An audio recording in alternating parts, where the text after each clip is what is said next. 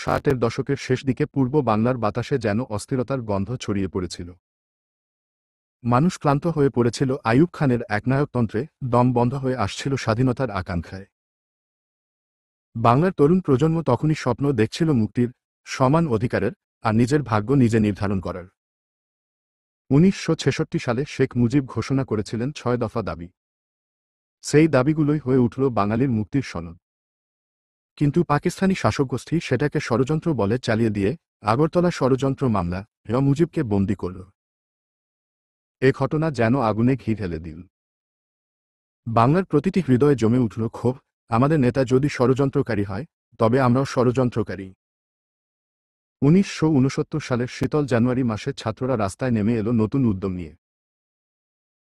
তারা প্রকাশ করল ১১ দফা দাবি, যেখানে শিক্ষা, কর্মসংস্থান, মৌলিক অধিকার আর স্বাধীনতার কথা উচ্চারিত হল স্পষ্ট কণ্ঠে। রাজপথ হয়ে উঠল বিক্ষোভের মঞ্চ, আর ছাত্রদের কণ্ঠ হয়ে উঠল জনতার অগ্রণী হুঙ্কার। ২০শে জানুয়ারি দিনটি যেন ইতিহাসের পাতায় রক্তে লেখা। ঢাকা বিশ্ববিদ্যালয়ের ছাত্রনেতা আসাদুজ্জামান পুলিশের গুলিতে শহীদ হলেন। তার সাদা শার্টে ছিটকে পড়া রক্ত এক মুহূর্তেই আন্দোলনকে নতুন রূপ দিল।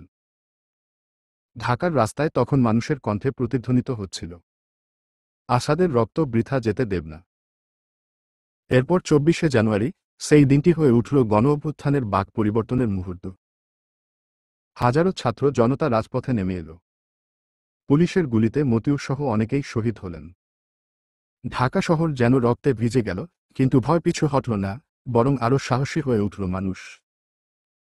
অবশেষে ফেব্রুয়ারিতে আইয়ুব খান দম বন্ধ করা চাপ সহ্য করতে পারলেন না। জনতার গর্জন, ছাত্রদের ত্যাগ আর বাংলার অদম্য স্পিরিটের কাছে তাকে হার মানতে হল।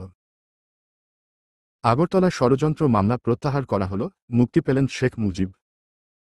সেদিন থেকেই তিনি হয়ে উঠলেন বাংলার নিরঙ্কুশ নেতা, বঙ্গবন্ধু। ১৯৬৯-এর গণ অভ্যুত্থান শুধু আইয়ুবের পতন ঘটায়নি, এটা ছিল স্বাধীনতার মহাযাত্রার প্রথম পদক্ষেপ।